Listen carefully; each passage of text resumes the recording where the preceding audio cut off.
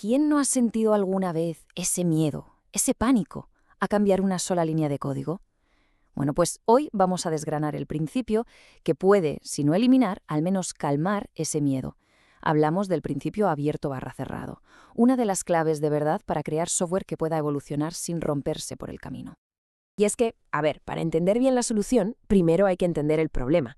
Y en el mundo de la programación, uno de los grandes monstruos es esto: el famoso código espagueti. Es un término que seguro que suena y que, como bien lo describen en Open Webinars, se refiere a esos programas que tienen una estructura tan enredada, tan compleja, que parece literalmente un plato de espaguetis. Imposible seguir un solo hilo. Es una sensación que, es casi universal en este mundillo. Ese trozo de código que con solo mirarlo ya sabes que es una bomba de relojería, que si tocas una coma, algo, en el otro extremo del sistema y sin que te lo esperes, va a explotar. Es ese miedo constante a meter un bug nuevo en un sistema que ya de por sí se aguanta con pinzas. Vale, ¿cuál va a ser el recorrido de hoy? Pues mira, primero vamos a hablar un poco más de ese dolor, el del código frágil. Luego veremos la promesa que nos hace el principio abierto/cerrado, con un antes y un después muy claro. Lo veremos también con ejemplos del mundo real. Y ojo, también veremos que es un principio, no un dogma, para acabar llegando al verdadero objetivo de todo esto. Venga, pues empezamos por el principio, el dolor del código frágil. Y es que, ¿por qué un código enrevesado nos acaba frenando a todos? Porque esto no va solo de que el código sea bonito o feo, ¿eh? Esto tiene consecuencias muy reales y, sobre todo, muy costosas. Pues mira, las características son bastante claras. Hablamos de un flujo de control que es caótico, indefinido. Es un código que sencillamente cuesta a un mundo interpretar y ya no te digo mantener. A menudo nos encontramos con reliquias del pasado como los go-to. ¿Y el resultado de todo esto cuál es? Pues que el riesgo de meter la pata con cualquier cambio es altísimo. Y eso al final significa que el desarrollo se vuelve más lento y los costes se disparan. Pero bueno, no todo van a ser malas noticias. Claro que hay una salida a este laberinto. Y aquí es donde por fin entra en juego la solución de la que vamos a hablar hoy. El principio de abierto/cerrado, o OCP por sus siglas en inglés. La definición del libro, la que encontramos en sitios como FreeCodeCamp, es esta. Las entidades de software, clases, módulos, funciones, etc., deben estar abiertas para la extensión, pero cerradas para la modificación.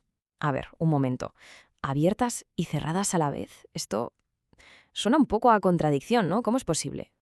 Pues aquí está la magia del asunto. El objetivo es poder añadir funcionalidades nuevas sin tener que tocar el código que ya existe.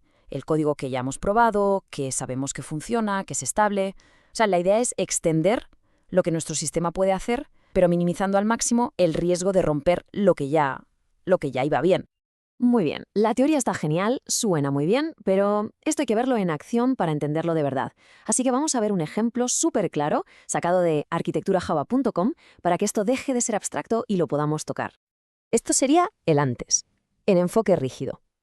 Tenemos el típico bloque if-else, que va comprobando qué tarea tiene que hacer. El problema salta a la vista, ¿no? Si mañana nos piden añadir una nueva tarea, qué sé yo, borrar, pues no queda otra que venir a este mismo fichero y meter otro else if. Estamos modificando código que ya funcionaba. Y eso es violar el principio de cabo a rabo. Y tachán, este es el después. Menuda diferencia, ¿eh? Aquí lo que se hace es usar polimorfismo.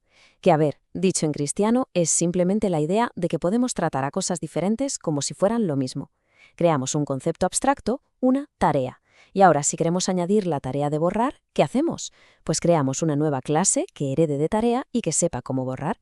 Y lo mejor de todo es que el código que llama a mi tarea.ejecutar ni se entera, no hay que tocarlo para nada. Es la definición perfecta, cerrado a la modificación, pero abierto a la extensión. Vale, el ejemplo anterior era sencillito para pillar el concepto. Ahora vamos a subir un poco el nivel con un ejemplo más del mundo real, más profesional, basado en el análisis de DaVinci Coder. Vamos a ver cómo escala esto. Para conseguir esto en sistemas más complejos, se suele usar un patrón de diseño muy conocido, el patrón strategy o estrategia. La idea es muy potente. Es como tener una caja de herramientas con varios destornilladores. En lugar de soldar un destornillador a la máquina para siempre, lo que haces es diseñar la máquina para que pueda usar el destornillador que necesite en cada momento. La verdad es que es una forma súper elegante de aplicar el principio abierto/cerrado. Venga, vamos a desgranar este ejemplo de un servicio de pagos. Por un lado, tenemos una interfaz, la Payment Interface. Esto es como un contrato que dice cualquier método de pago debe saber cómo hacer pago. Luego tenemos las clases que cumplen ese contrato, una para tarjeta de crédito, otra para PayPal, y aquí viene lo importante. El servicio principal, el Payment Service, solo habla con la interfaz. Le da igual si por debajo hay una tarjeta o PayPal. Depende de la abstracción, no del detalle concreto. Y entonces, la conclusión es brutal. Si el día de mañana el negocio nos pide añadir un pago, por ejemplo, con Bizum o con criptomonedas, ¿qué hay que hacer? Pues nada, simplemente crear una nueva clase que implemente esa Payment Interface. El Payment Service, el corazón de nuestro sistema, ni se entera. No hay que tocar ni una línea. Y ahí lo tenemos de nuevo. Cerrado a la modificación, pero totalmente abierto a nuevos métodos de pago. Vale, hasta aquí todo parece perfecto, casi mágico.